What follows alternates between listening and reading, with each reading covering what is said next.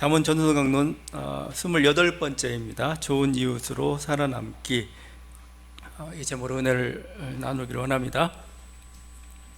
잠언 지혜를 계속 우리가 나누고 있는데, 잠언 지혜는 결국 이웃과의 관계 문제를 다루고 있습니다. 재물, 아니면 여러 가지 어떤 말, 이 모든 게 사실은 이웃 관계죠. 좋은 이웃이 되는 지혜를 가르쳐주고 있습니다. 좋은 이웃이 중요합니다. 우리 인류 문화사라고 하죠. 인류 문화사가 준 통찰이 있어요. 인간이 어떻게 이렇게 지구상의 가장 우점종, 위대한 종이 되었는가? 그건 다른 게 아니고 공동체성입니다. 공동체를 이룰 수 있는 힘을 가지고 있었어요. 하나보다는 둘이 낫고 10명보다는 100명이 더 강하죠. 근데 그걸 했고, 여기에 인간의 언어가 소통 도구가 되면서 문화가 만들어집니다. 기술 축적도 가능해지죠. 이게 인간을 지구상의 가장 강력한 종으로 이렇게 만들었던 겁니다. 우리가 공동체라고 얘기했지만 결국 공동체라는 것은 이웃의 문제입니다. 여러분이 아니면 여러분 옆에 좋은 이웃이 있어야, 이런 식으로 좀 설명하면 좋겠는데, 살아남을 수가 있어요. 그러니까 생존 확률이 높아져요. 좋은 이웃이 있을수록. 나 혼자만 있다고 해서 능력이 있으면 되지만 그렇지 않아요. 좋은 이웃을 도와야 여러분이 생존 확률이 높아집니다. 결혼이라는 건 뭔가? 결혼이라는 것은 가장 가까운 이웃이에요. 결혼이라는 제도를 통해 가지고 가장 가까운 이웃, 하나의 공동체성의 시작이죠. 요즘 비혼도 많고 결혼도 안 하는 어떤 그 가정 사람도 있고 많이 있습니다. 그런데 계속 여러 번 반복하지만 그래도 공동체는 필요합니다. 그러니까 수도사들도 수도원 공동체가 필요해요. 그거 없으면 못 삽니다. 그거. 인간은 공동체적 그런 존재이기 때문에 그래요. 사람을 만나고 사람과 가까이 해야 외롭지 않아요. 그래서 누구는 교회도 마찬가지죠. 교회죠. 모임입니다. 교회는 공동체를 떠나서는 교회가 되지 않아요. 이 공동체성이라는 것은 이제 인간과 인간 사이의 문제만 얘기하고 있지만, 이게 공동체성을 확장하는 것, 자연 만물과 우주까지 가는 그 공동체성을 여러분이 확보한다면 이제는 편안한 죽음을 맞이할 수가 있습니다. 왜 편안한 죽음이 안 될까요? 우주 만물이 자기 힘을, 자기 함께하는 공동체 힘을 깨닫지 못하기 때문에 그래요. 그들과 우리가 하나하구나, 공동체라는 깨닫는 순간 편안한 죽음을 맞이할 수가 있습니다. 공동체성을 얘기하는데, 공동체성은 인간적인 기본이지만 인간 중에서도 남자보다는 더 여자가 더 유리합니다. 더 공동체적이라는 겁니다. 진화가 주는 하나의 어떤 통찰들이 있어요. 우리가 진화를 통해서 겸허히 인간이 어떤 존재인가를 아는 게 중요합니다. 인간은 어떤 존재인가?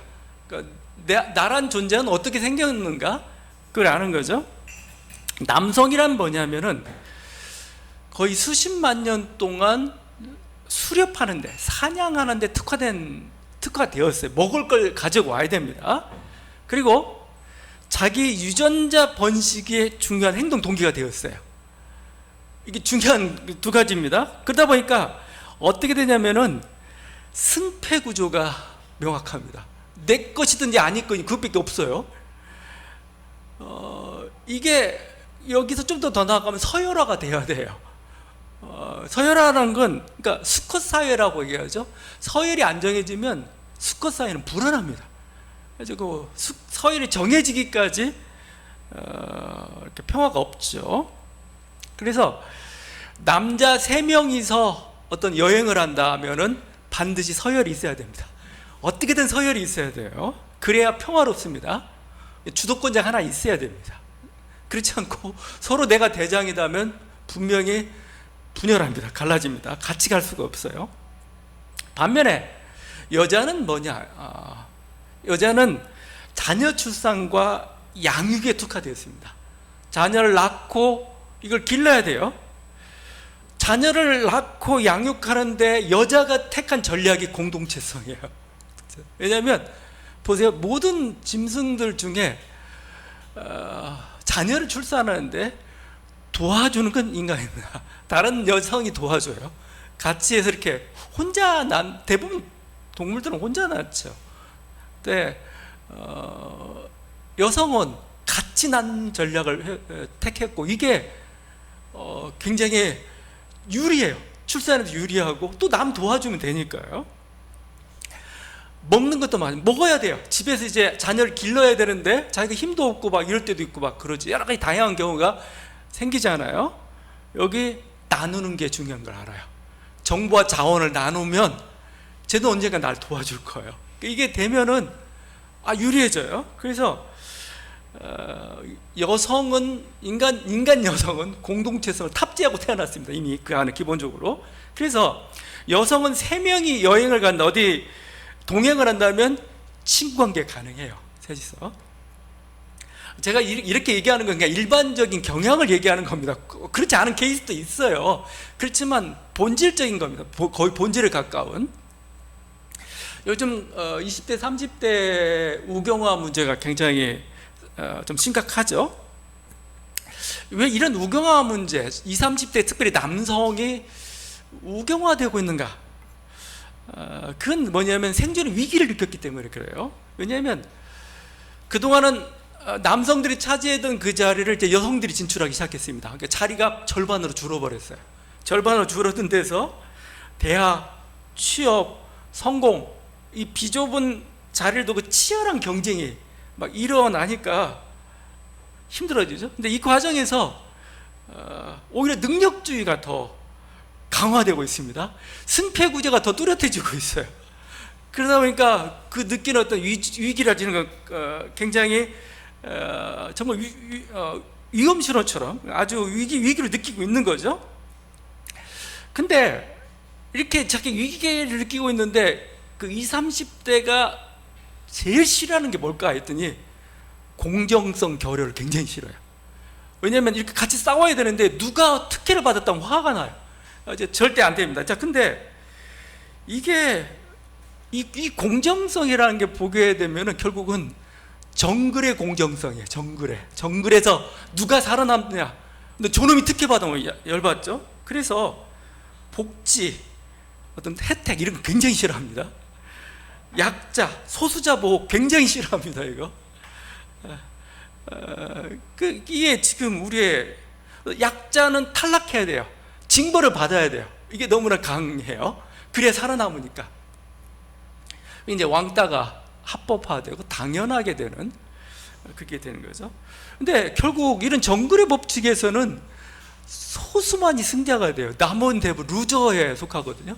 자신이 승자가 될 거라고 위너가 안 돼요. 대부분이 다 루저로 다 해요. 결국 정글이란 판을 바꿔야 됩니다.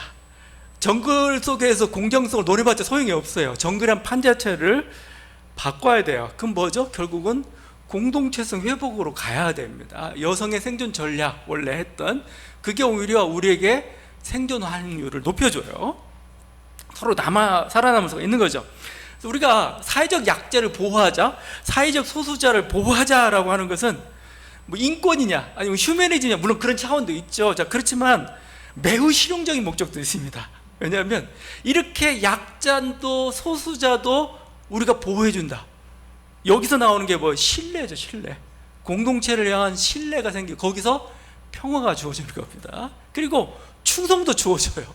이런 공동체라면 내가 열심히 일해서 뭐 했는데 나이가 들어서 힘이 없어졌는데 아무도 날 도와주지 않는다. 그럼 누가 열심히 일하겠어요? 자, 이기적으로 돌아갈 거죠. 근데 그래도 사회가 책임져 주네? 그럴 때 마음 놓고 충성할 수 있는 거, 이런 거죠. 그 미군이 보면은 막 수십 년 전에 죽었던 자기의 어떤 전우들의 시체들, 유해를 그렇게 정성스럽게 모셔오잖아요. 왜 그럴까요? 그게 뭔가 위로를 주고 그게 충성할 수 있는 그 근거를 제공해 주는 겁니다. 내가 나라를 위해서 내 목숨을 바쳐도 저 나라가 나를 책임져 준다. 이 느낌이죠. 이게 공동체성이고 굉장히 실용적입니다. 이게 되어야 약자 소수자를 보호해 줘야 돼요. 그래 뭐죠? 공동체성이 살아요. 이렇게. 직장에서 가끔 뭐 정리해고 같은 걸 해요. 정리해고 하게 되면 비용 절감은 되겠죠? 근데 직장에 대한 충성도는 떨어집니다. 열정은 떨어집니다. 뭐가 더 유익인가는 좀 봐야 돼요. 어떤 게. 공동체성은 그만큼 우리에게 중요하다는 겁니다. 그래서 오늘 잠언 말씀은 그 공동체가 중요한데 그걸 이제 이웃으로 표현하고, 이웃과 어떻게 좋은 관계를 맺을 건가. 첫 번째가 다투지 말래. 이웃과. 거기 8절입니다. 너는 서둘러 나가서 다투지 말라. 쭉 나오는데 또 다투지 말라. 이 다투다는 건 그냥 싸운다는 정도가 아니고 제가 보니까 소송을 가리키는 것 같아요. 소송. 우리 성문박 소송이죠. 성문박 소송. 억울합니다. 제가 뭐 했습니다 해가지고 성문 밖에서 금방 바로 재판이 이루어지면 이제 거기서 원로들이 나오고 수령이 나와가지고 재판이 이루어지는 거죠. 소송 그렇게 급하게 하지 말라는 겁니다. 급하게 하지 말라는 거예요. 왜냐하면 자기가 이기는 보장이 어디 있어요? 패배할 수도 있습니다. 소송하게 되면은 정말 힘들죠. 상대방의 원수가 되어버립니다. 이제 사이가 나빠지죠. 근데 옛날 같으면 좁은 마을에서 평생 같이 살아야 돼요. 평생 얼굴 맞대고 살아야 되는데 아이고 그 괴롭죠. 내가 이기더라도 또 내가 이기더라도 뭐요? 결국은 뭐요? 이웃이 앙심을 품을 수가 있습니다. 너 언젠가 하면서 보복이 일어나죠. 그러니까 소송하지 말라는 겁니다. 소송하지 말고 다투지 말라는 겁니다. 변호사님들은 좀 그렇지만 소송하지 말고 다투지 말고 이거 빨리 화해해. 예? 그러니까 다투더라도 싸움의 목적은 뭐냐면 승리가 아니에요. 내가 여기서 승리하겠다가 아닙니다. 평화입니다. 평화. 화해 목적으로 소송도 하더라도 해야 돼요. 평화 목적으로. 내가 이기겠어 하면은 이길 수가 없어요. 이기더라도 괴로워요. 이게 나중에 뭐 싸움 나면 항상 너 죽고 나 죽자 이런 식으로 갈 수밖에 없죠. 아니죠. 너도 살고 나도 사는 방향으로 가야 됩니다. 그 방향으로 모든 게 맞춰서 가야 되는 거예요. 그러니까 만약에 화해할 수 있으면 어떻게 돼요? 화해할 수 있으면 소송 전에 끝내야 돼요. 주님 말씀이잖아요. 너 가다가 예배 드리러 가다가 뭐가 송사당할 일이 있으면 빨리 가서 화해하고 와. 그죠? 그 정신이 굉장히 중요하고, 그래야 우리가 좋은 이웃을 계속 유지해 갈 수가 있는 겁니다. 요즘은 아파트 층간소음 같은 거 이렇게 굉장히, 우리 아파트에 있다 보니까 사실 이건 우리 한국 사회의 어떤 고유의 문화가 되어버렸어요. 아파트 문화라는 게 하나의 공동체가 이렇게 롯데 캐슬 공동체처럼 이렇게 하나의 푸르지오 공동체, 뭐 공동체가 뭐 인정하든 인정하지 않든 됐습니다. 근데 이제 층간소음 같은 게 가장 걸리죠. 이렇게 보면 항상 큰 다툼으로 번지고 심지어 막 살인도 나기도 하고 그렇습니다. 저희 있던 저희 아파트도 우리 집이 이상하게 위층하고 아래층이 아이들이 있었어요. 막 시끄럽고 막 떠들고 막 층간소음 막 뛰느라고 막 층간소음이 있습니다. 그래서 화가 나가지고 올라가려다가 갑자기 참기로 했어요. 왜? 여기 요즘같이 저출산 시대에 아이들 소리가 들린다는 것 자체가 생각해보면 굉장히 감사한 일이에요. 그래서 야 그래 반갑다. 그리고 그냥 좀 이런 생각까지는 아니, 그래도 옛날에 그랬잖아요. 한 아이를 키우려면 온 마을이 필요하다고 한 것처럼 아파트가 협조해야 돼요. 우리 전체가 다. 그래 한 아이를 기를 수가 있어. 그냥 그렇게 넓게 생각하고 참았어요. 한마디도 안 했습니다. 눈치도 안 했어요. 그랬더니 아이들이 자라다 보니까 괜찮아졌어요. 평화로워졌습니다. 근데 오히려 제가 이제 나이가 들다 보면 목소리가 커지다 보니까 위아래층이 항의할까봐 제가 좀 걱정해요. 저 집은 왜 이렇게 맨날 싸워 이렇게 목소리가 커져서. 그런데 그 이웃이 참아주고 있는 것 같아요. 제가 근데 하여튼 어쩔 수 없습니다. 참아야 됩니다. 참고 인내해야 그 관계가 내가 말 한마디 하는 순간 틀어져 버려요. 이웃관계는 깨져버리고 맙니다. 그냥 참는 수밖에 없어요. 우리 옛말에도 있잖아요. 참 흘린 셋이면 살인도 변한다 이거죠. 참 흘린 셋이면, 인자 셋이면 참 이렇게 실제 우리나라 있었던 그 일화를 소재로 만들어진 고사성어예요. 고사 속담 같은 그런 거죠.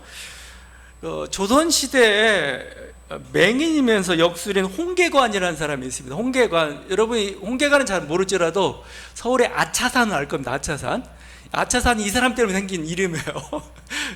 나중에 한번 인터넷 찾아보세요. 왜 아차하는 아차산인데 왜 이렇게 생겼는지. 그 관계된 홍계관인데 점을 잘 쳤어요. 그러니까 어떤 사람이 왔는데 이 사람 점괘를 보니까 이런 점괘가 나왔어요.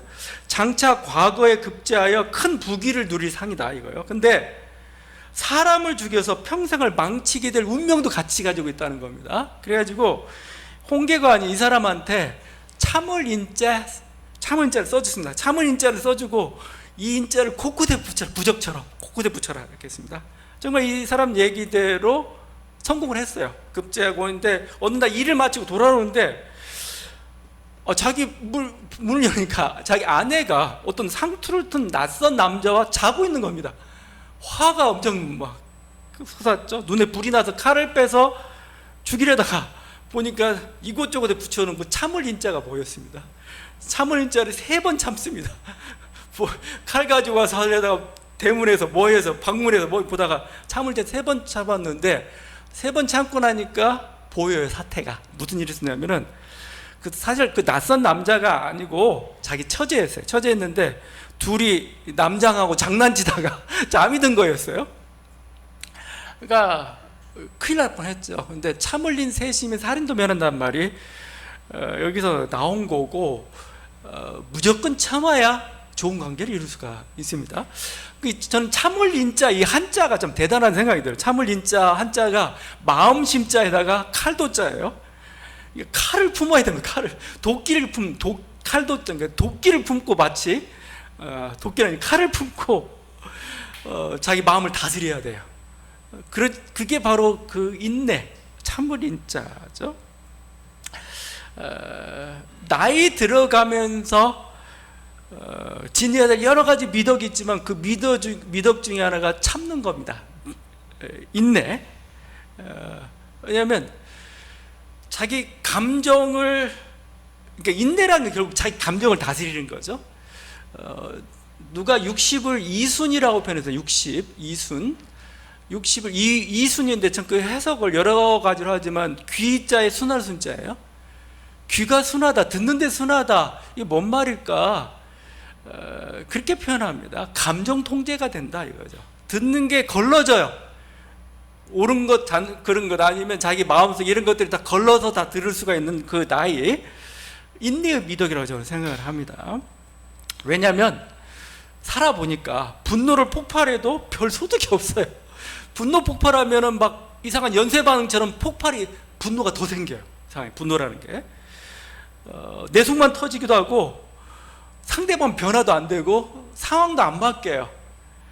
때를 기다리면은 어련히 되더라, 그죠?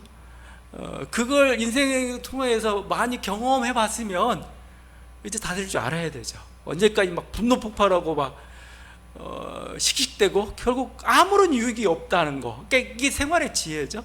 나이 듦의 지혜라고 저는 생각을 해요. 오랜 생활 해보니까 참는 게 최고고 분노해봤자 결국 나에게 어떤 도움이 됐는가, 그죠? 여기 불가피하게 이웃과 소송할 때도 있겠죠. 분명히 다툴 때가 있습니다. 자, 이웃과 다툴 때가 있지만 이웃과 다툴 때 하나의 지혜 같은 게 있는데 그게 뭐냐면 문제 자체만 다루는 겁니다. 문제 자체만. 그 이상을 넘어서는 안 됩니다. 왜냐하면 작은 문제를 가지고 다투다가 아까 층간소음 문제를 만약에 했어요. 그럼 뭐요?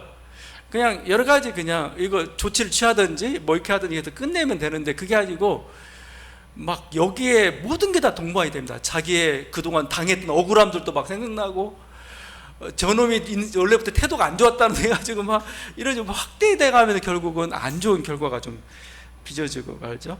문제의 본질에만 집중하라는 겁니다. 그러니까 복수를 하더라도, 소송을 하더라도 이 정신이 저는 좋은 것 같아요. 눈에는 눈, 이에는 이가 좋아요. 왜냐하면 내가 눈 하나를 당했어, 상처도 받았어. 그럼 뭐죠? 그만큼만 받으면 돼요.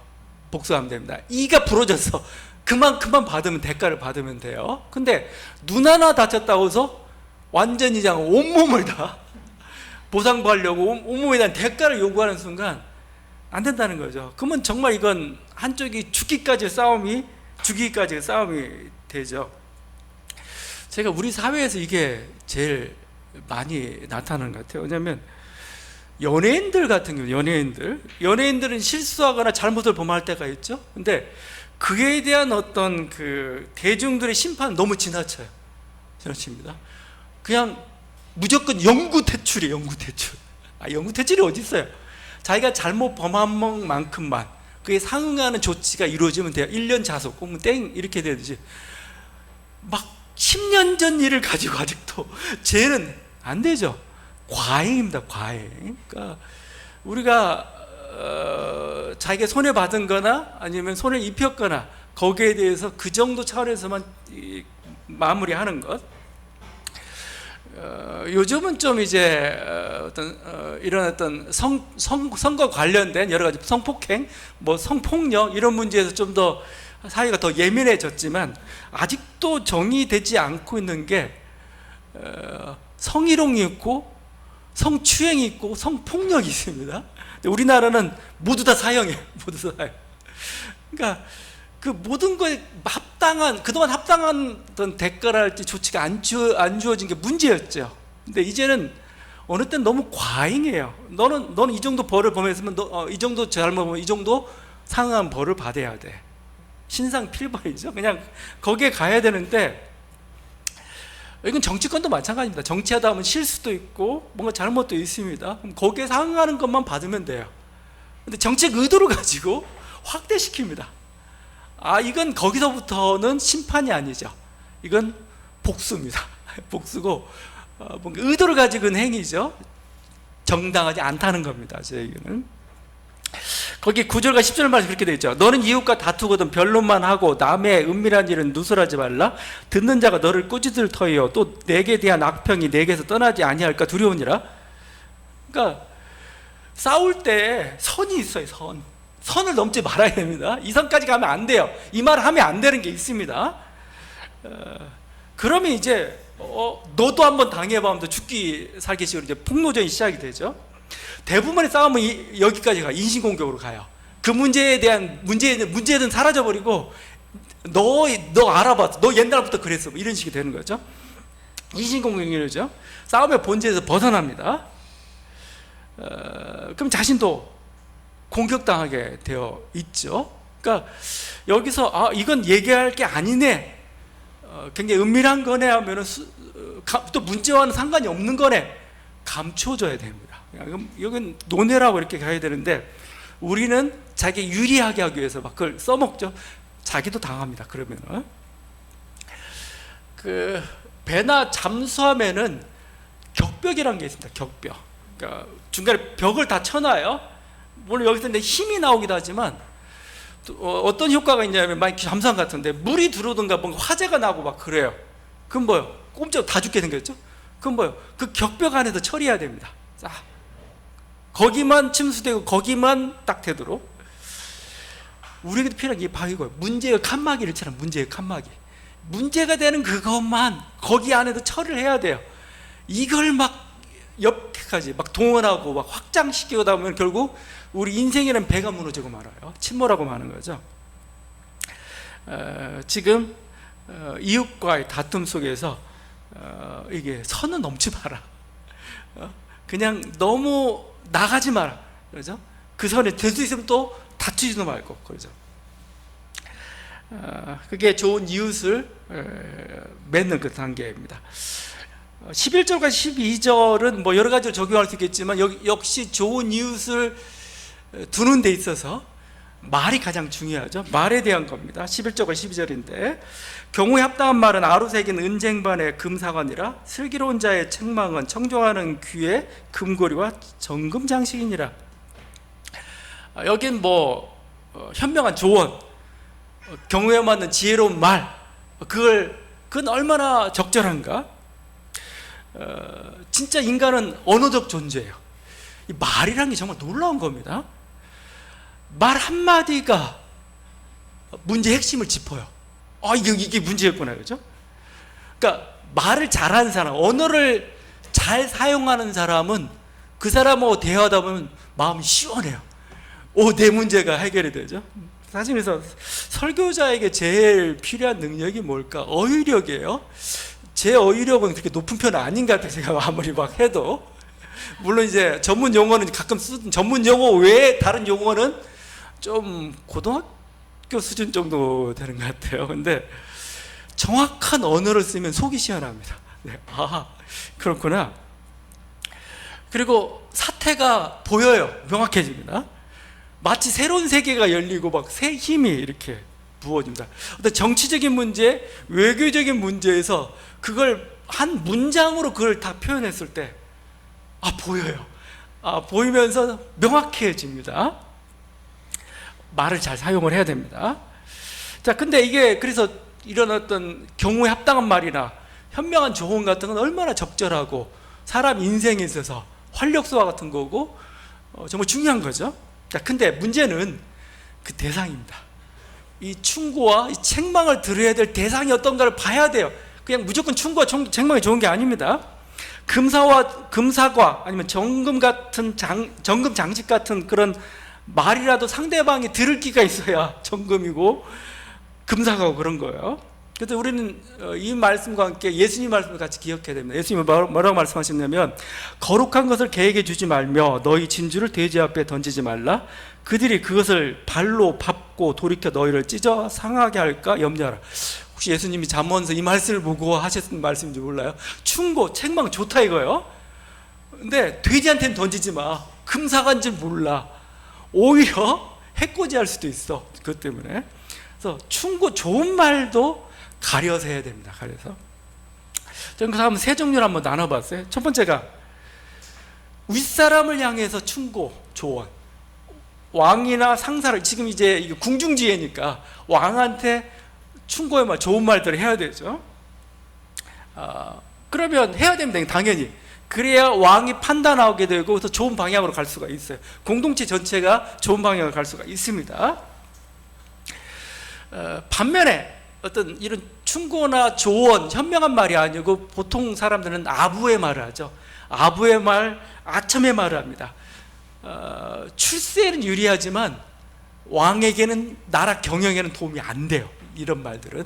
현명한 왕은 이게 아부의 말인지 진짜 나에게 진정한 어떤 정말 조언인지 구분할 줄 알아야 됩니다. 근데 왕들은 이걸, 권력자는 나중에 권력에 취하면 이걸 잘 몰라요. 이게 정말 자기에게 좋은 말인지 아니면 자기를 해롭게 하는 말인지 그걸 구분할 수 있는 왕이라면 굉장히 현명한 왕이라고 볼 수가 있습니다. 근데 현명하지 않아요. 전혀 들을 기가 없는 왕이면은, 그런 지도자고 상사라면은 충언하지 마십시오. 위험합니다. 충언하는 순간. 그런 왕은, 왜냐면 질투해. 나중에 보면 좋은 말 하잖아요. 질투합니다. 그리고 자기를 책망했다고 느끼는 순간 지금은 듣는 나중에 복수해요. 그게. 그래서 내 말을 듣는 왕이나 상사가 누군지를 여러분 판단해보고 그를 자격이 없다고 하지 마십시오. 침묵하거나 멀리하는 게 좋습니다. 자기 신상에 해로워요. 반면에 우리 같은 동료나 친구 관계하면 동료나 친구 관계에서는 무조건 책망하고 뭔가 조언하는 게 중요한가? 친구들끼리 만나면 맨날 조언질이죠. 막 너는 뭐 어쩌고저쩌고 막 하는데 제가 본데 소용이 없어요. 친구끼리는 소용이 없습니다. 왜냐하면 잘 안 들어요. 아무리 해봤자 친구끼리는 조언, 금서 같은 조언도 필요 없어요. 잘 듣지 않습니다. 오히려 화내요. 화를 냅니다. 친구 사이가 갈라질 우려가 많습니다. 그래서 친구 사이에서는 격려나 신뢰의 말이 더 좋습니다. 충고하지 마세요. 조언하지 마세요. 그거 안 들어요. 오히려 격려나, 왜냐하면 친구 사이라는 게 사실은 뭔가 그냥 함께 있는 존재예요. 내 변화의 대상이 아니에요. 친구가 뭐예요? 그냥 곁에서 좋은 거잖아요. 그냥 좋은 관계를 유지하는 게 친구의 목적입니다. 괜히 충고하고 조언해가지고 사이에 갈리지 말고 오히려 신뢰하고 격려하고 너 잘할 수 있어. 이게 더 좋은 친구 관계를 맺는 길입니다. 만약에 정말 충고하고 싶으면 말하지 말고 여러분의 행동으로 보이세요. 여러분의 행동. 여러분의 행동으로 이게 아니고 나는 이렇게 간다 이렇게 보입시오. 그러면 친구는 몰래 따라합니다. 제가 직접 지적질하면 기분 나빠하는데 좋은 보면 쟤 괜찮게 하네? 따라가요. 오히려 이게 더 좋은 충고입니다. 이제 세 번째입니다. 아랫사람에게는 어떻게 할 건가요? 저는 아랫사람에게는 무슨 책망한다, 조언한다가 아니고 교육한다는 느낌으로 저는 해야 된다고 봐요. 가르친다는 느낌으로. 요즘 가르친다 얘기하면 무조건 막 꼰대 취급을 하는데 어쩔 수 없어요. 어른은 자기가 배운 게 있고 가르쳐야 될 의무가 있습니다. 자녀들은 들어야 되고 물론 들어간 여유가 있지만 저는 그래서 청소년기와 20대 초반까지는 가르침을 받아야 된다 저는 생각을 해요. 교육을 받아야 된다고 저는 생각을 해요. 이러면 자꾸 꼰대라고 표현할 수가 있겠는데 20, 30대 우경화의 많은 문제점 중에 하나가 분명히 문제가 발생을 했는데 어른들이 교육을 안 해요. 어른들이 잘 설명을 하지 않아요. 안 하다 보니까 누가 설명하느냐? 이준석이나 이상한 소위 자기 또래에서 성공한 이상한 애들이 자기가 가르친다고 동료를 가르쳐요. 그냥 그쪽 홀랑 따라가는 식이 돼버렸습니다. 어른들이 가르쳐야 됩니다. 어른들이 교육하고 만나서 이게 필요해요. 자, 그런데 제가 지금 이걸 얘기하려는 게 아닙니다. 근데 얘가 20대 후반이 되고 어느 정도 어른이 됐어요. 그때부터는 조언하면 안 됩니다. 그때부터는 충고가 필요 없어요. 왜냐하면 얘는 어른이에요. 자기 스스로 생각하고 모든 걸 가야 될 일이기 때문에 존중해줘야 됩니다. 그가 실수하더라도 그게 선택이에요. 받아줘야 됩니다. 내가 괜히 충고하겠다고 안 됩니다. 그건 올건이기도 하고 뭔가 지혜롭지 못한 거예요. 우리 나이를 얘기할 때 제가 60을 이순이라고 표현했죠. 그래서 감정 통제를 하라고 그랬죠. 이 나이를 따질 때 30세를 2립이랍니다. 2립. 30세 2립입니다. 2립이 스스로 선다는 나이, 스스로 선다. 그러니까 15세 학문의 뜻을 줬고 30살에 나는 스스로 섰다. 공자님이 자기 인생을 얘기하는 거죠. 스스로 섰다는 건 뭐예요? 직업에서 그러니까 내가 평생 해야 될 그 직업을 가진 거죠. 직업을 가졌고 자기 어떤 나름대로 어떤 가치관을 가졌고 선악의 기준까지 생각까지 다 가진 나이란 어른이라는 겁니다. 어른. 그러니까 그래서 가정적으로 독립하죠. 그래서 자기 생각과 자기 가치관이 분명한 때인데 이때부터는 뭐예요? 부모도 그러니까 자녀가 여러분의 이웃이에요. 부모도 부부만 이웃이 아니고 자녀도 여러분의 이웃이에요. 이웃. 좋은 이웃을 맺으려면 그때 나이부터는 충고하지 마세요. 조언하지 마세요. 이제 여러분의 조언은 낡았고 소용도 없고 월권입니다. 이제 그게 이제 잔소리가 되는 겁니다. 잔소리. 그리고 좀 더 궁적으로 보면은 결국 알겠지만 남의 인생에 대한 그러니까 자녀는 다 컸잖아요. 남의 인생에 대한 월권입니다. 월권. 망해도 네 인생인 거고 그러니까 넌 그냥 해라 해서 그냥 그때부터는 충고가 있는 게 아니고 그냥 기도하고 그냥 이렇게 격려해 주는 것밖에 없습니다. 격려. 그래 한번 잘해봐라 이거죠. 근데 그 이전에 충고해야 될 그때 잘 가르쳐야 될 그때를 놓쳐버리고 말았어요. 어쩔 수 없습니다. 해야 될 때는 해야 되는 거지만 그 시기를 놓치고 이제 돼서부터는 또 내가 놓쳤기 지금이라도 해야 돼. 불가능합니다. 안 됩니다. 이제 포기하고 그냥 놔둬야 되는 겁니다. 결국 이렇게 우리가 충고, 뭔가 경우에 맞는 말, 지혜로운 말도 좋긴 좋지만 상대를 가려서 해야 됩니다. 때를 봐야 됩니다. 이게 적절한 때인지. 결국 이 모든 관계를 보게 되면 결국은 좋은 이웃이란 건 어떻게 형성될까?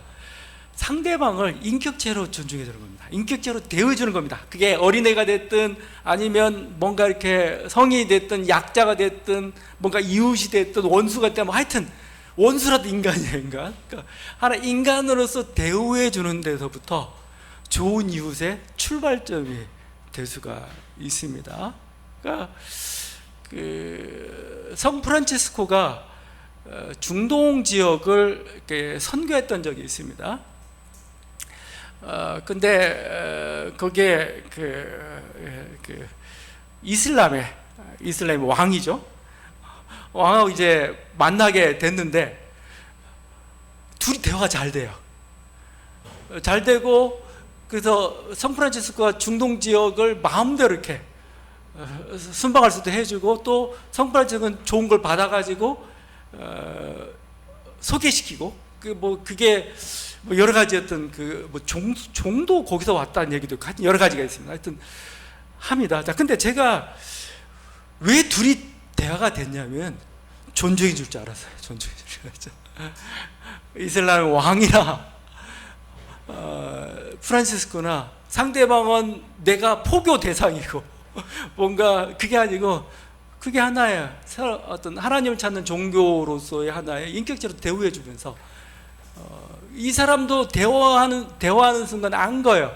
내가 뭔가 존중받고 있다는 느낌을 알죠. 아무리 원수라도 존중하기 시작하면은 서로 죽일 수는 있겠지만 미워하지는 않습니다. 그쪽으로 가지는 않습니다. 그래서 여러분 다시 한번 좋은 이웃으로 이렇게 살아가는 법, 결국은 한 인격체로 우리가 하나님을 믿을 수 있는 이유가 뭐냐? 우리가 피조물이지만 하나님 우리를 존중해 주세요. 인간으로서 우리를 존중해 주신다는 겁니다. 하와가 아담이 어떤 선택을 해도 존중해 주시잖아요. 이게 존중하기 때문에 우리가 하나님을 믿을 수가 있는 거고 공경할 수가 있는 거고 하나님 우리 좋은 이웃으로 남을 수가 있는 겁니다. 여러분 다시 한번 이 은혜가 있는 저와 여러분의 간절히 바랍니다. 기도하시겠습니다.